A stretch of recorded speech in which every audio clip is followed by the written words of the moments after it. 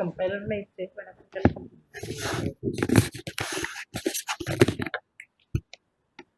okay. I'll discuss today, friends, about the deadlocks.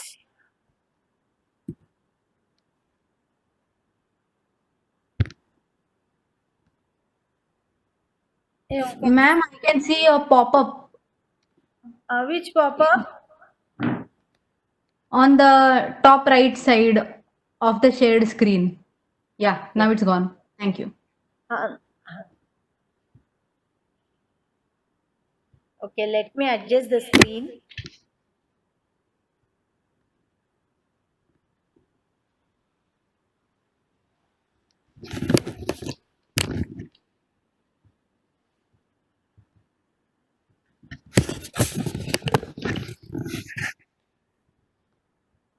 So we'll discuss about deadlocks today.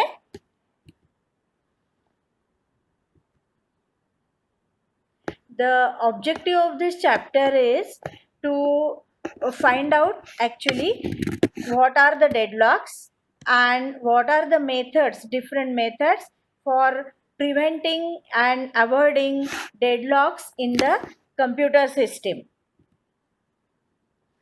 Now there exists a famous deadlock problem. We can see always on the roads there are deadlocks. So in the same manner, the deadlocks can take place in the computer system also.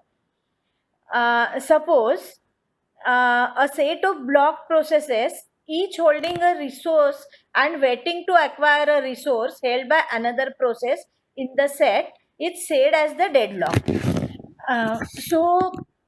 This is the process which will be there in the deadlock. So we'll see with the help of some example. Consider a system which is having two tape drives, and P1 and P2 are the processes which are going on, and each of them hold one tape drive and each needs another one. So semaphores A and B are initialized to 1. So P0 is the first process and P1 is the other process.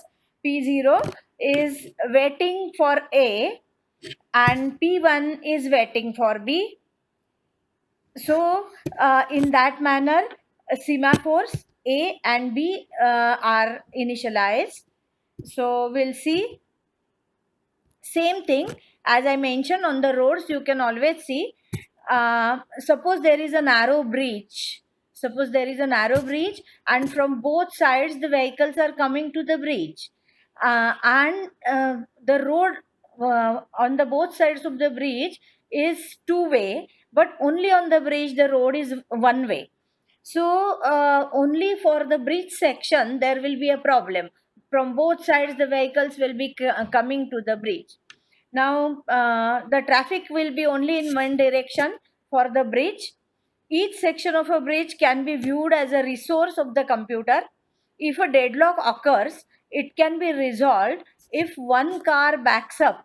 Now only solution, the deadlock will take place. See from both the sides the cars are coming and meeting front to head to head on the bridge, and both of them cannot move ahead. So the solution is one of the car has to be backed up, and then only the other can be going ahead on the next proper direction. So it may happen that several cars may have to be backed up if a deadlock occurs, and in that case starvation is possible. So what is starvation? Starvation is nothing but one side traffic will continue whereas the other side may be blocked for quite some time, so other side may not cross the bridge. So that is what is termed as starvation.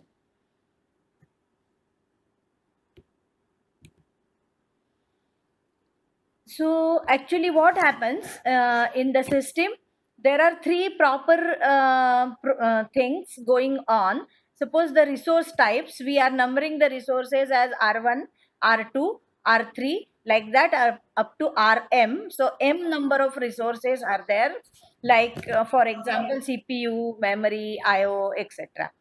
And each resource type Rj has wi instances.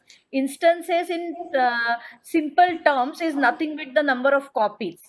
So every device, every resource is having so many number of copies. That is the meaning. Now each process utilizes a resource. There are three steps which it can acquire: request the resource, use the resource, and release the resource. So in the three phases, the resource, the process can be acquiring and releasing the resource: request, use, and release. So there are four very important conditions for deadlock characterization. Deadlock can arise if all the four conditions are hold simultaneously. The first is mutual exclusion, second is hold and wait, third is no preemption, and fourth is circular wait.